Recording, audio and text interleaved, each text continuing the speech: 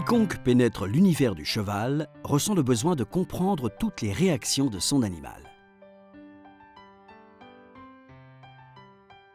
À l'instar des êtres humains, les animaux sont tous différents et connaître leur psychologie est un moyen de s'approcher d'eux sans a priori ni méfiance.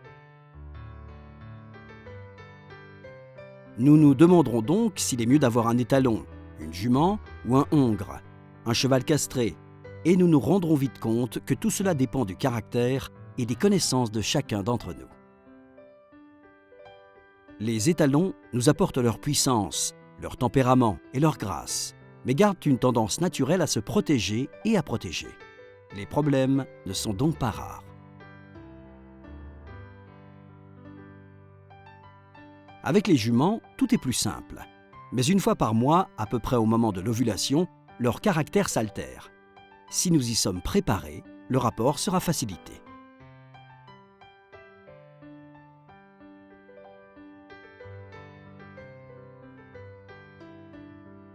Les hongres ont un tempérament plus tranquille et prévisible, mais l'absence de testicules empêche l'influence de la testostérone. La musculature et la puissance de ces chevaux sera donc toujours limitée. Lorsque nous étudions leur comportement, nous remarquons que les chevaux jeunes sont plus fougueux que les adultes. Le jeu, la surprise et les sauts sont classiques chez les jeunes sujets, et il faut savoir utiliser cet enthousiasme et cette joie de vivre.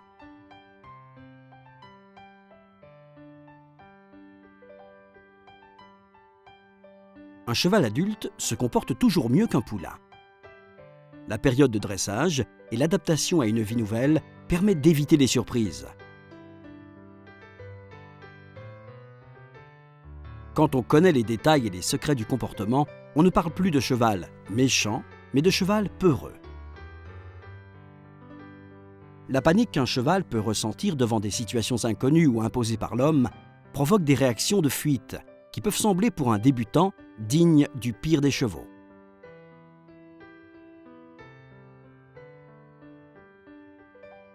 Pris par la faim et la soif, les chevaux se protègent.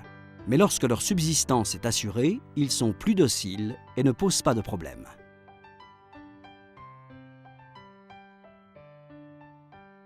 L'instinct sexuel est difficile à réfréner. Toute espèce cherche à se perpétuer et le besoin de reproduction chez certains animaux peut causer de sérieuses difficultés de gestion à leurs propriétaires. Cela n'a rien à voir avec ce qu'ils ont appris jusqu'alors, ni avec la façon dont on les a traités. Les comportements diffèrent selon les races. Et sachant que les chiens ne font pas des chats, on ne peut pas s'attendre à ce que des chevaux de certaines races se comportent différemment de leur nature. Cependant, il ne faut pas s'énerver si un pur sang de course a un tempérament tranquille.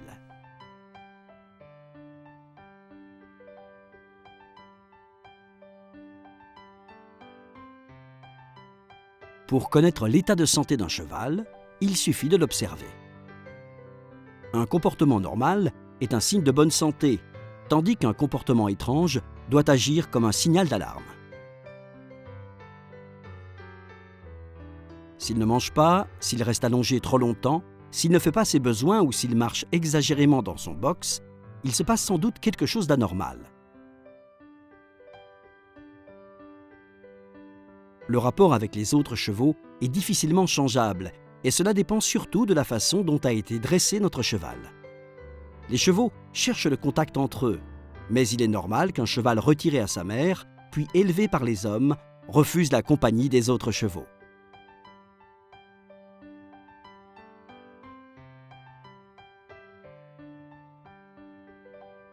Le cheval est facilement sujet au stress lorsque son environnement change. Les bruits, le manque d'espace, le travail excessif ou l'incompétence de ses entraîneurs sont des facteurs de stress et même de maladie.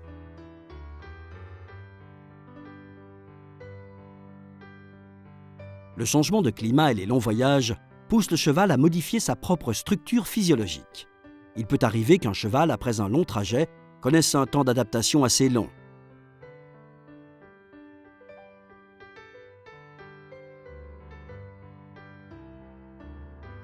Certains chevaux sont capables de sentir l'atmosphère de la compétition.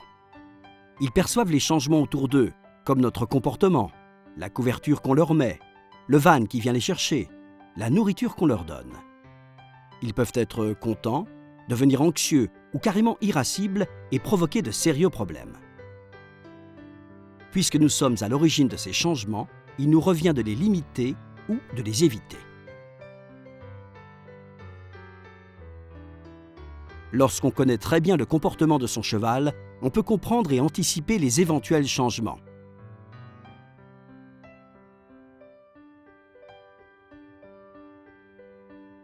Cela se révélera être un atout.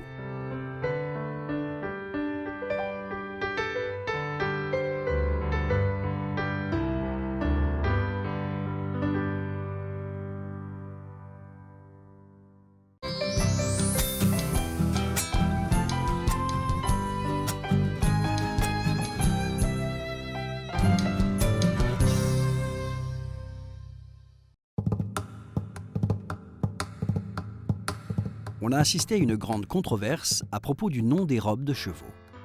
On doit cela d'une part aux divergences dans la définition des couleurs et d'autre part à la différence des critères de classification et des appellations locales.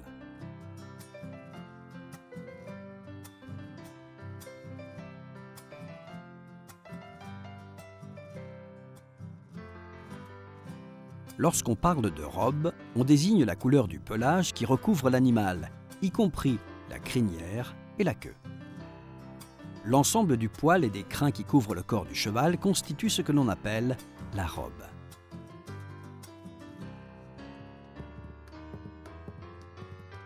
Il faut rappeler que, indépendamment de la couleur du pelage, les chevaux peuvent avoir des taches blanches sur la tête et sur les jambes qui n'ont pas de rapport avec la robe et qui leur sont transmises de différentes manières.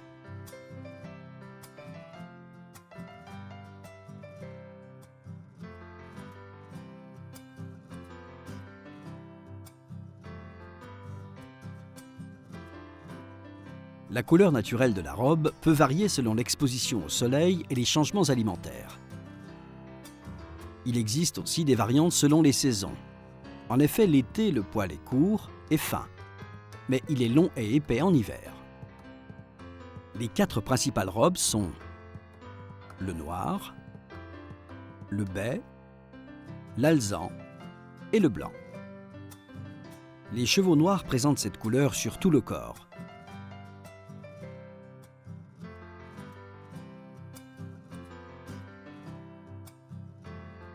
Ils peuvent avoir des taches blanches sur la tête et les extrémités. De nos jours, les chevaux de cette couleur sont assez rares. La couleur baptisée bai va du roux au marron en tendant vers le rouge, avec une tendance jaune ou noire. Sa caractéristique principale est qu'indépendamment des variations de couleur de sa robe, la crinière, la queue et les jambes sont noires.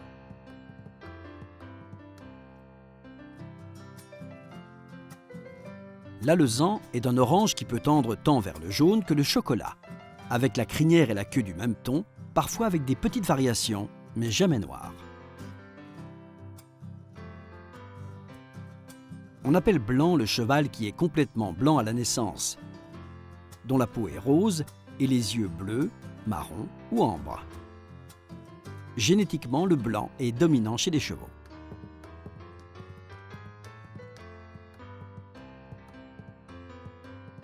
Outre les robes classiques, on peut rencontrer le gris pommelé, un mélange de poils gris et noirs qui donne un pelage généralement gris avec des variations de tons. La particularité de cette couleur est que les poils de la robe de base sont blancs. Les chevaux qui ont cette robe naissent en général avec une seule couleur, appelée solide, qui s'éclaircit par la suite.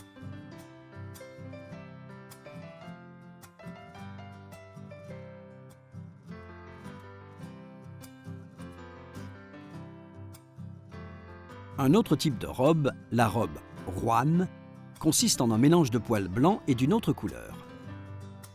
Les chevaux rouans ne changent pas de couleur au cours de leur vie, tandis que les gris pommelés naissent foncés et s'éclaircissent avec l'âge. On appelle pie un cheval dont la couleur est séparée par des taches blanches de toutes les tailles.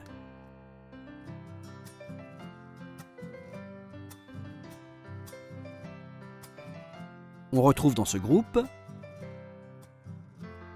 les Tobiano, les Overo et les Balzans. Parmi les particularités, on peut citer la robe bringée, composée de zébrures sombres verticales, comme chez les tigres. On les trouve surtout sur les extrémités et rarement sur le corps ou le cou. Les chevaux bringés ont aussi parfois une bande sombre qui suit l'épine dorsale, appelée la raie du mulet. Cette bande se retrouve aussi chez d'autres chevaux.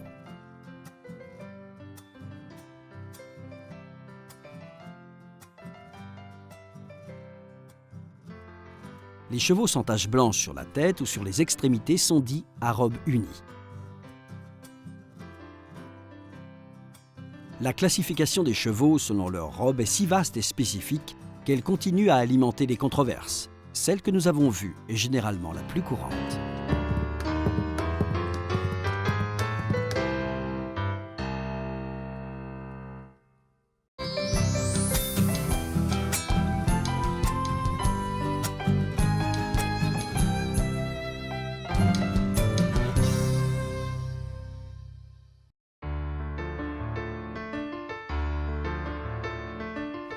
Les raisons pour acheter un cheval sont multiples. Et choisir la bonne race peut transformer nos rêves en réalité. Car c'est bien de rêves dont il s'agit. Tous les propriétaires de chevaux nourrissent des rêves. Le rêve de remporter un concours et de devenir célèbre. Le rêve de pouvoir s'amuser entre amis.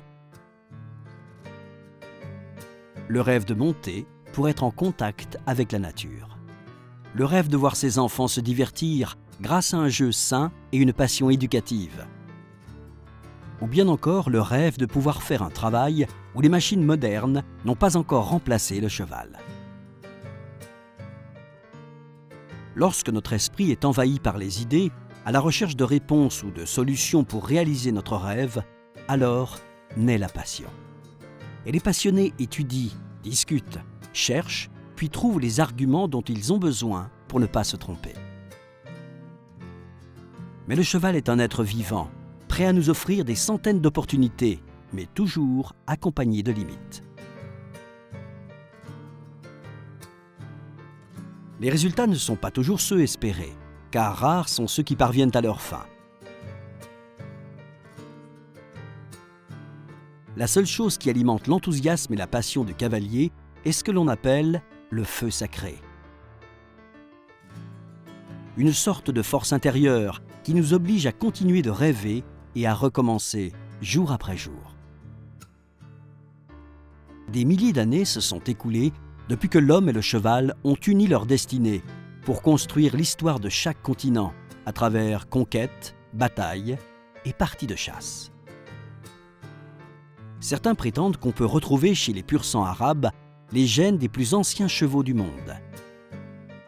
On considère d'ailleurs que leur patrimoine génétique est présent dans la plupart des races d'aujourd'hui. C'est pour cela que le pur-sang arabe est surnommé le père de toutes les races. Il n'y a rien de mieux qu'un pur-sang anglais pour des courses d'1 mile ou plus.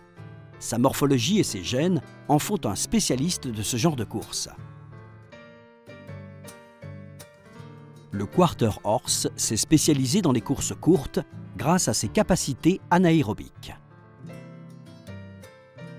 Ses facultés très particulières le rendent compétitif également pour le barrel racing, tandis que son intelligence et sa docilité lui permettent aussi d'obtenir de bons résultats dans le reining. Lorsqu'il trotte entre les barres d'un sulky, le trotteur américain démontre une poussée excellente et atteint des vitesses incroyables. Si l'on se tourne vers les épreuves d'endurance, alors on pense à d'autres natures de chevaux. Le pur-sang arabe et d'autres races comme l'Akalteke excellent dans ce genre de discipline. Sportivement parlant, les courses de saut d'obstacles sont très suivies dans le monde entier et de nombreuses races y participent. La plupart d'entre elles sont également choisies pour les épreuves de dressage. Les races de chevaux de labeur sont celles utilisées par les éleveurs pour rassembler le bétail. On utilise alors des races d'origines différentes, comme le Criollo, le Maremano et le Paso Peruano, entre autres. N'oublions pas la famille des chevaux lusitaniens et espagnols, qui, grâce à leur puissance et à leur agilité, sont utilisés soit pour surveiller des troupeaux, soit lors de concours de dressage.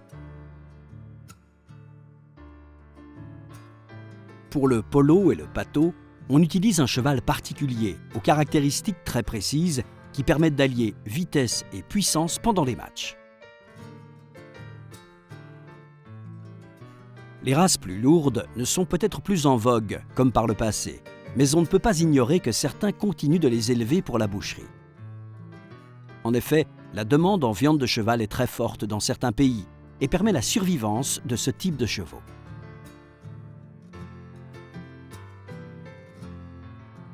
Chez les poneys, toutes les races ont une taille au garrot inférieure à 1,50 m.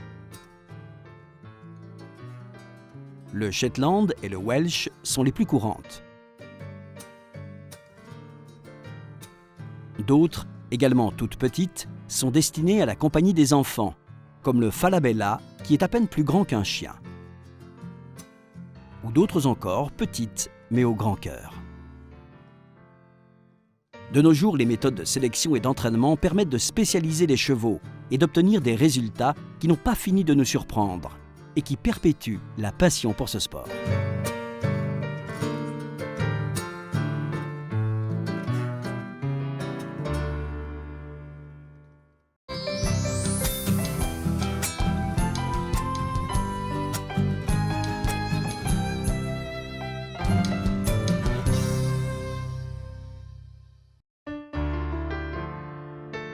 Les chevaux sont présents dans de nombreuses compétitions de niveau mondial. L'une d'elles est le saut d'obstacle, où l'on juge le couple cavalier-cheval sur un parcours jalonné d'obstacles. Cette épreuve permet au cheval de démontrer sa détermination, sa vitesse, son adresse et son sens de l'obstacle, et au cavalier de montrer ce qu'il sait faire sur un cheval.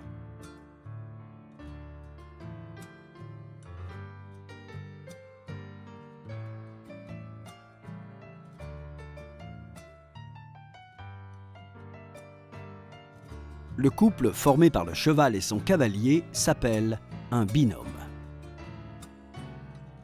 Le vainqueur est celui qui commet le moins d'erreurs, qui effectue le parcours le plus rapide ou bien obtient le plus grand nombre de points selon le type de concours.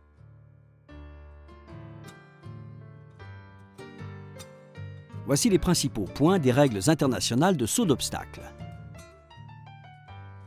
Les concurrents doivent entrer sur la piste à pied avant le début de chaque épreuve, même s'il s'agit d'un barrage. Si le cheval refuse l'obstacle à sa première tentative et qu'il le déplace ou le fait tomber, celui-ci doit être replacé. Le concurrent a droit à une deuxième et dernière tentative.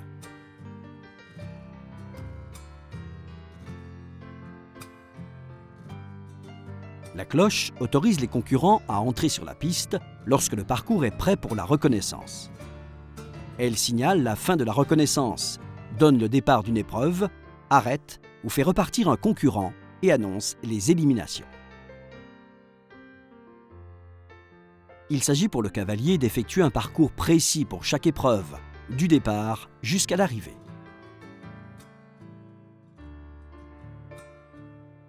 La longueur du parcours se mesure en mètres, en tenant compte des virages du tracé et de la trajectoire normale du cavalier, qui doit franchir l'obstacle en son milieu. Les fanions qui indiquent les obstacles doivent être entièrement rouges et blancs. Le cavalier doit passer entre les fanions, les rouges à sa droite et les blancs à sa gauche. Les obstacles sont numérotés. Un obstacle vertical, dit droit, est composé d'éléments construits sur le même plan vertical. Un obstacle large ou sur deux plans demandent pour le sauter des qualités d'extension et d'élévation. Les hoxers et les haies, par exemple, sont des obstacles larges. Pour un obstacle d'eau, il ne doit y avoir aucun autre obstacle avant ou après, ni au milieu de l'eau. Une combinaison double, triple voire plus, est constituée de 2 ou 3 obstacles, ou plus, distants de 7 à 12 mètres les uns des autres. Talus, terre-plein, montées et descentes, avec ou sans obstacles, seront considérés comme une combinaison, quelle que soit leur configuration et leur sens de passage.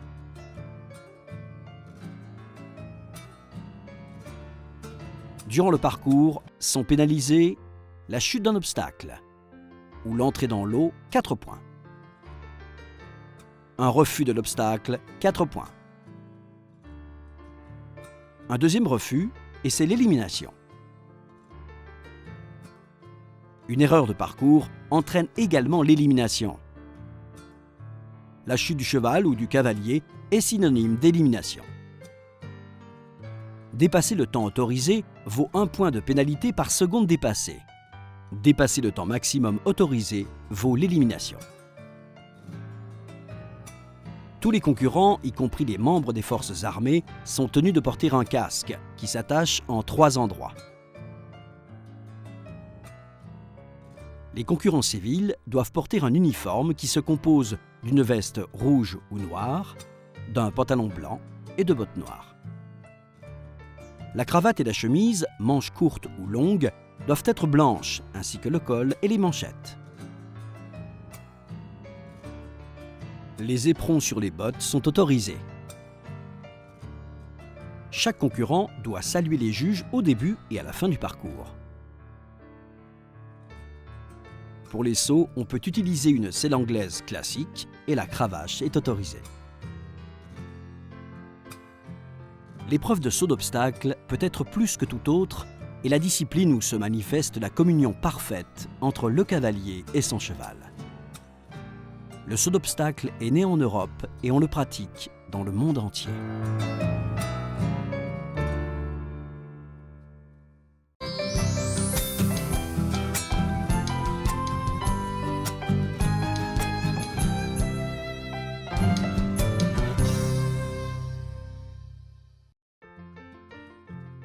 Lorsqu'un cheval vit en liberté, il peut manger à n'importe quelle heure de la journée, si tant est qu'il ait de quoi se nourrir. Pour un cheval, manger prend beaucoup de temps, car étant herbivore, il doit couper et broyer l'herbe pour la digérer. Pour cela, les chevaux consacrent environ 60% de la journée à se nourrir, et leur système digestif est adapté à ce genre d'alimentation.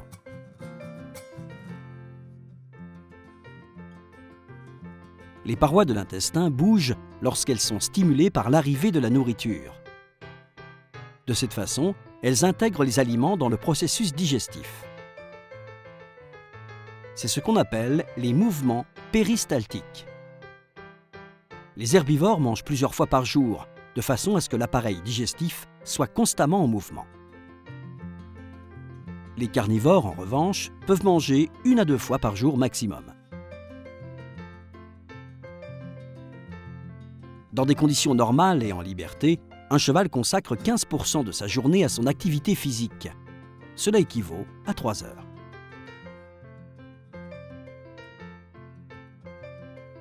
Les articulations fémoro-tibio-rotuliennes situées à l'arrière de l'abdomen avancent et reculent pendant l'exercice. De cette façon, elles déclenchent un massage qui met en mouvement les aliments, les sucs et les gaz nécessaires au processus digestif.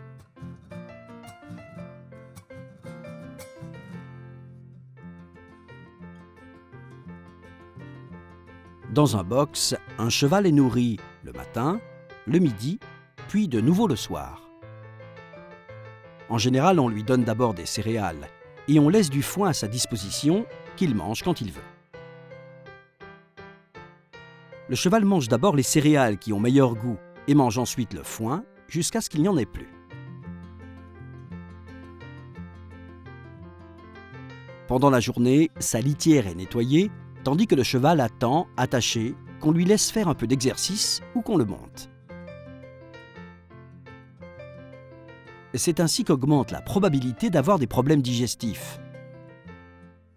La colique est l'un des plus dangereux car elle...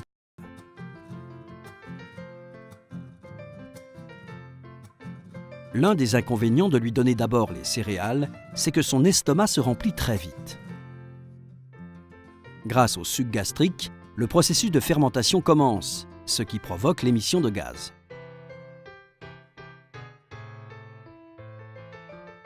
Le cheval ne peut pas régurgiter ou vomir. Il ne peut donc expulser ces gaz que par le rectum. Au moment où le gaz sort, il ne stimule pas la mobilité intestinale, car aucune fibre n'est présente. Il n'y a que du gaz. Il joue ainsi le rôle de bouchon et paralyse la digestion. C'est la fameuse colique. Pour l'éviter, on recommande de donner au cheval des fibres ou du foin et non des céréales. Ainsi, il sera rassasié et son appareil digestif sera stimulé, mais sans produire énormément de gaz. Quand il aura fini les céréales, on lui donnera du foin. Il peut être utile d'installer dans son box une mangeoire ronde fixée au mur. On commence par la remplir avec des céréales. Au-dessus des céréales, on met le foin. On recouvre le foin avec un filet métallique de même grandeur que la mangeoire, avec des mailles de 10 cm sur 10. On fixe le filet avec 3 élastiques sur le fond de la mangeoire pour pouvoir l'enlever facilement. Avec ce filet, le cheval sera obligé de manger le foin d'abord pour atteindre les céréales.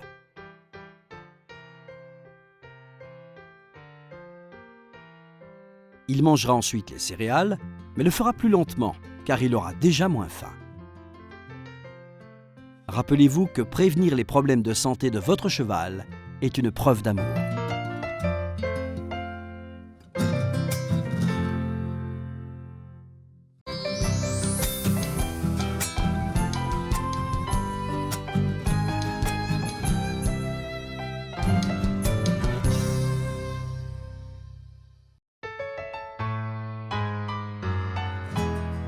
Le dressage est un processus d'éducation et de métamorphose qu'un cheval doit subir pour passer de l'état sauvage à l'état domestique.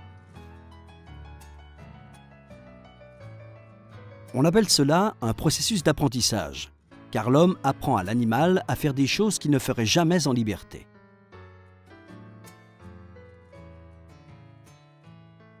Les animaux domestiques sont liés à l'homme et dépendent de lui, de la même manière que l'homme dépend d'eux.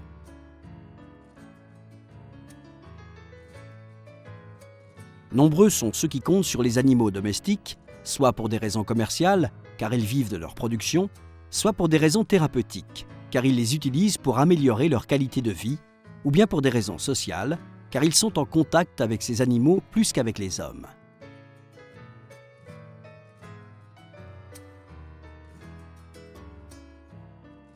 Les animaux sauvages n'ont pas besoin de l'homme pour survivre. En liberté et avant sa domestication, le cheval est un animal sauvage typique. Nous avons parlé d'un processus de métamorphose, car le passage d'un animal sauvage à un animal domestique prévoit le refoulement de ses défenses naturelles, ce que l'homme doit éviter.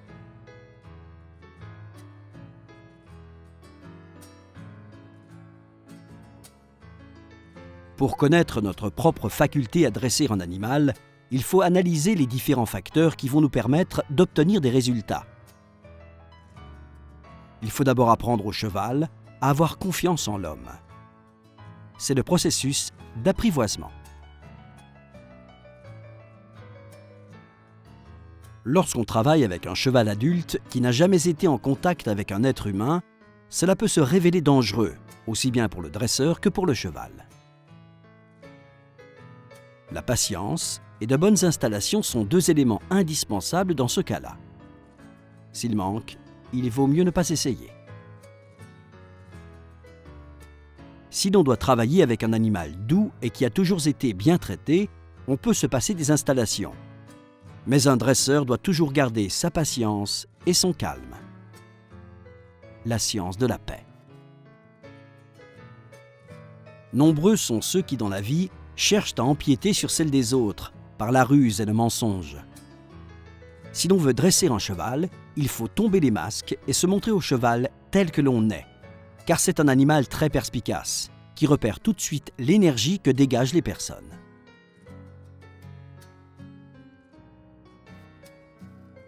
Lorsque la première étape est dépassée et que le cheval fait preuve de calme en notre compagnie, il est temps de penser à la suite. Où et comment le dresser?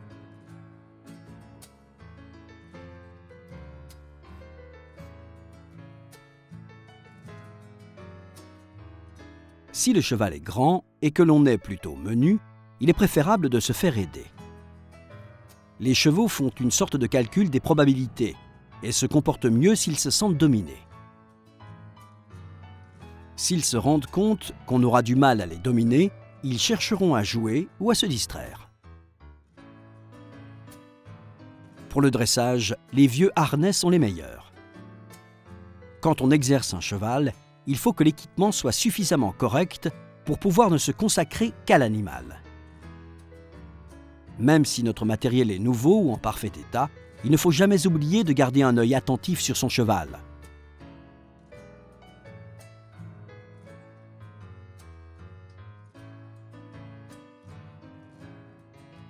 Les installations permettent de mieux faire travailler le cheval, surtout dans les premiers temps, lorsqu'on ne le maîtrise pas bien. Si l'on ne possède pas d'enclos, que notre piste est encombrée par les chevaux ou que nous disposons d'un espace trop ouvert, il faudra construire ses propres infrastructures pour ne pas courir de risques. L'investissement sera minime comparé aux bénéfices retirés.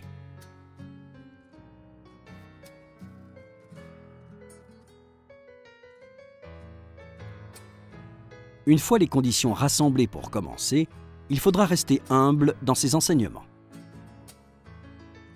Car celui qui en sait peu enseignera peu de choses.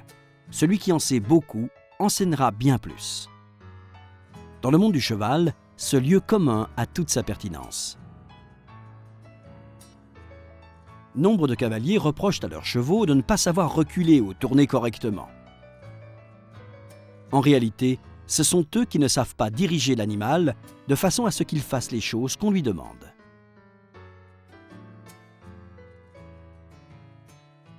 L'apprentissage du cheval est le travail de toute une vie. Ces animaux sont toujours prêts à apprendre et à s'améliorer. Les mauvaises habitudes peuvent être corrigées à tout moment si l'on fait l'effort et que l'on prend le temps de les aider. En outre, les capacités physiques s'améliorent ou se détériorent en fonction de l'attention qu'on porte au cheval. Il faut savoir qu'un cheval qui sautait facilement un obstacle il y a 1 an peut ne plus y parvenir après une longue période d'inactivité. Les muscles, les ligaments et les os ont besoin de temps pour rester en forme, ce qui met à rude épreuve notre impatience.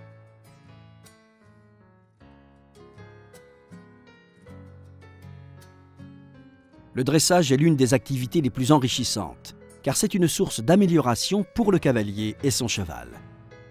Le fruit de ce travail est une œuvre vivante, énergique, unique, à laquelle aspire chaque artiste.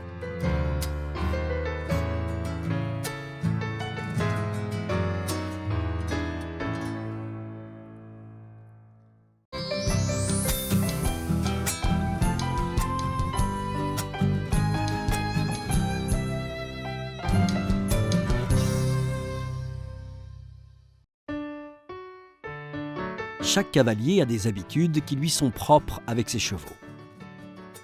Toutefois, certaines de ces habitudes peuvent s'avérer néfastes à long terme ou lorsque le cheval est monté par plusieurs personnes.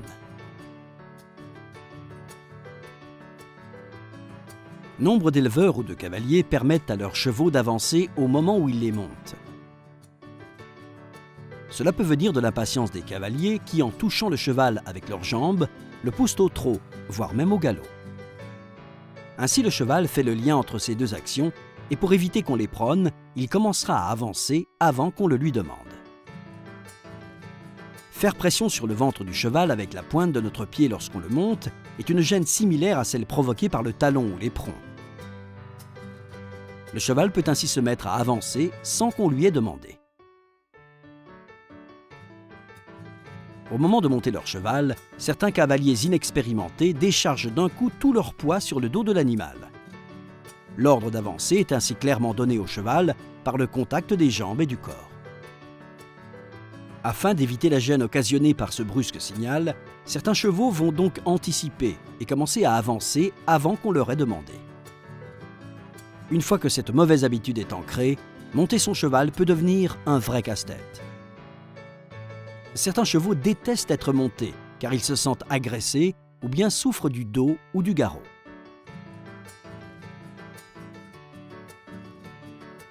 Pour se défendre, ils mordent, ruent ou avancent avec plus de violence que d'autres. Pour toutes ces raisons, il est donc nécessaire de rééduquer son cheval pour qu'il se comporte de nouveau correctement. Il ne faut pas permettre au cheval d'avancer si on ne lui a pas demandé. Il faut l'obliger à attendre notre ordre en maintenant les rênes relâchées. Il faut parvenir à ce que le cheval reste immobile, qu'on monte ou qu'on descende. Les pas en arrière sont une bonne punition pour le cheval, car ce n'est pas un mouvement naturel pour lui. Pour mener à bien cet exercice visant à le punir, il est conseillé de prendre les deux rênes dans la même main, du côté où l'on monte. Puis, on se place près des étriers. On lève la jambe comme si on allait monter, sans pour autant aller jusqu'au bout. Au moment où le cheval se met à avancer, on prend les rênes et on lui demande de reculer en lui donnant des petits coups dans la bouche. Il peut reculer sur une ligne droite ou en cercle. Quand on sent que le cheval veut s'arrêter, on relâche les rênes et on se tient à la hauteur de la selle en restant bien calme. Il freinera et se tiendra tranquille à nos côtés. On recommence le mouvement de la jambe et si cela est nécessaire, on répète l'exercice. Quand on voit qu'il s'immobilise, on le fait avancer avec une rêne pour le récompenser.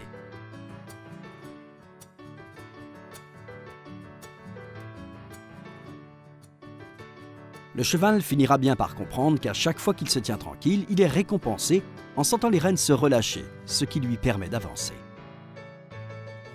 Désormais, on peut mettre le pied à l'étrier et passer à une nouvelle étape, s'agripper à son dos, mais sans monter. Quand on monte, on essaie d'appuyer le genou sur le dos du cheval pour pouvoir poser le pied en arrière afin d'éviter que la pointe de celui-ci ne lui blesse le flanc. Si le cheval bouge, on abaisse immédiatement le pied et on recommence l'opération.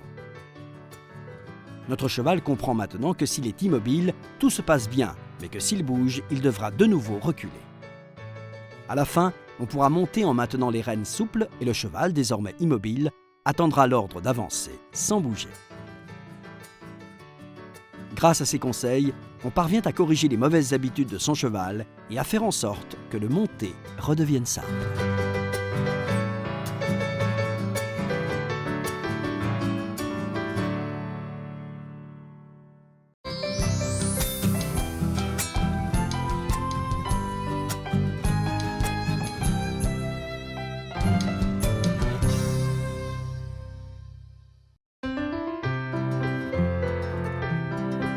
Lorsque nous décidons d'acquérir un cheval, que ce soit pour sa douceur, son dressage, sa beauté ou ses capacités physiques, il est préférable d'appeler son vétérinaire habituel pour qu'il examine l'animal afin de nous assurer que tout est en ordre et qu'il n'y a aucun obstacle à son acquisition.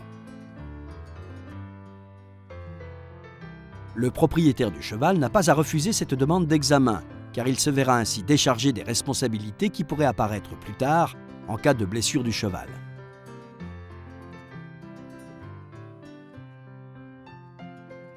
Il n'est pas rare de découvrir, au cours de ces examens un peu poussés, des pathologies que le propriétaire lui-même ignorait et qui peuvent être traitées avant qu'elles ne deviennent beaucoup plus sérieuses. En général, on programme ce genre de visite un jour où l'écurie est fermée au public, de façon à éviter que des personnes ou des bruits puissent gêner l'examen. Le cheval devra être reposé et avoir mangé normalement le matin. Hors du box et dans un endroit éclairé, on enlève les bandes et la couverture pour observer le cheval dans son ensemble.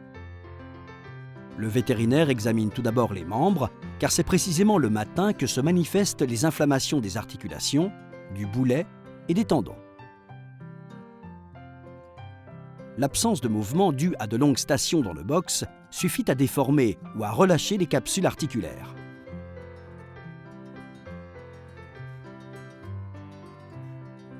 L'examen se poursuit avec un instrument pointu pour piquer les extrémités et s'assurer qu'elles sont sensibles sur toute leur longueur. Il n'y aura pas de réaction chez les chevaux dont les terminaisons nerveuses sont désensibilisées suite à des traitements chimiques ou chirurgicaux.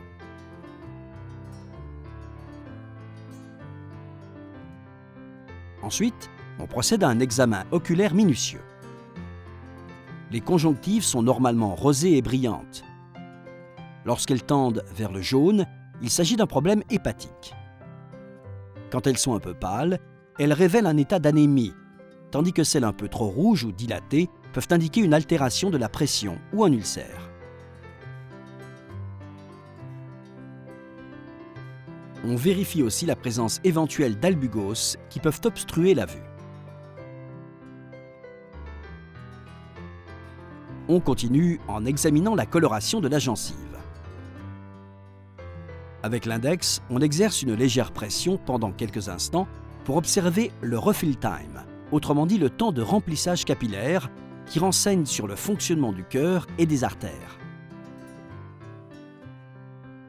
On termine d'ordinaire cette visite en pinçant légèrement la peau du cheval pour confirmer qu'il est bien hydraté. Puis, on commencera à ausculter le cheval à l'aide du stéthoscope pour écouter les différents battements. Au niveau de la partie basse du thorax, sur le côté gauche, on ausculte le cœur et on vérifie le rythme cardiaque. Des deux côtés, un peu plus haut, on peut ausculter les poumons et s'assurer que la respiration ne s'accompagne pas d'importantes sécrétions. Derrière, au niveau de l'abdomen, on entend les bruits du caécum et plus bas, les gargouillements produits par les mouvements péristaltiques de l'intestin grêle et du gros intestin. On évalue ainsi facilement l'excès de gaz ou météorisme. On observe ensuite la muqueuse interne du nez pour vérifier que le mucus ne présente pas d'anomalie et on fait ensuite une fibroscopie. Pour localiser les douleurs, les doigts du vétérinaire restent les meilleurs instruments. Il ausculte le cheval dans son ensemble, des tendons à la croupe, en passant par les muscles, le dos et les articulations. Pour ausculter le sabot, on utilise une pince spéciale. La force exercée par cette pince permet de découvrir d'éventuelles zones douloureuses qui restent parfois insoupçonnées, même lorsqu'on monte le cheval. À la fin de l'examen, chaque membre de l'animal est soumis à une flexion forcée. En avant, en arrière et soutenu. Dans ce cas, on maintient le membre en flexion pendant au moins 1 minute. Puis, on fait trotter le cheval. Si on remarque qu'il boite ou s'il refuse la flexion, on est peut-être confronté à des problèmes articulaires. Les radios permettent de confirmer un diagnostic ou le bon état des articulations.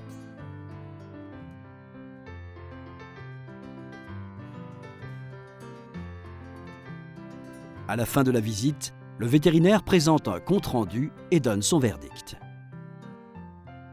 Désormais, fort de tous ces éléments, c'est à nous de décider si nous voulons vraiment concrétiser l'opération.